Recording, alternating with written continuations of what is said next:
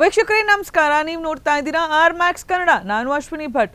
ಮಳೆರಾಯನ ಆರ್ಭಟಕ್ಕೆ ಬೆಂಗಳೂರು ಹೊರವಲಯದ ಬನ್ನೇರುಘಟ್ಟ ಸಮೀಪದ ಬಿಲ್ವಾರದಹಳ್ಳಿ ಗ್ರಾಮದಲ್ಲಿ ಮಳೆಯಿಂದ ಖಾಸಗಿ ಶಾಲೆಯ ಕಾಂಪೌಂಡ್ ಗೋಡೆ ಕುಸಿದಿರುವ ಭಯಾನಕ ಘಟನೆ ನಡೆದಿದೆ. ಅದೃಷ್ಟವಶಾತ್ ಯಾವುದೇ ಪ್ರಾಣಹಾನಿ ಅಥವಾ ಗಾಯಗಳಾಗಿಲ್ಲ. ಈ ಕುರಿತ ಒಂದು ವರದಿ ಇಲ್ಲಿದೆ ನೋಡಿ.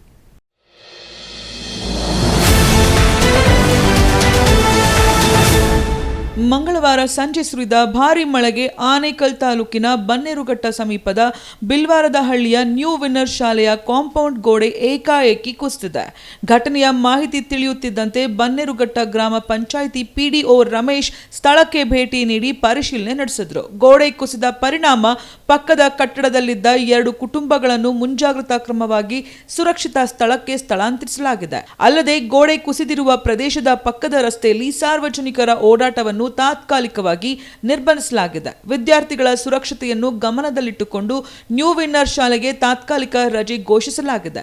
ಪಂಚಾಯತ್ ರಾಜ್ ಇಲಾಖೆಯ ಇಂಜಿನಿಯರ್ಗಳು ಸ್ಥಳ ಪರಿಶೀಲನೆ ನಡೆಸಲಿದ್ದು, ಕಟ್ಟಡ ಸುರಕ್ಷಿತವಾಗಿದೆ ಎಂಬ ವರದಿ ಬಂದ ನಂತರವೇ ಶಾಲೆ ಪುನರಾರಂಭಿಸಲು ಅನುಮತಿ ನೀಡಲಾಗುತ್ತದೆ ಎಂದು ಬನ್ನೇರುಘಟ್ಟ ಗ್ರಾಮ ಪಂಚಾಯಿತಿ ಪಿಡಿಒ ರಮೇಶ್ ತಿಳಿಸಿದ್ದಾರೆ.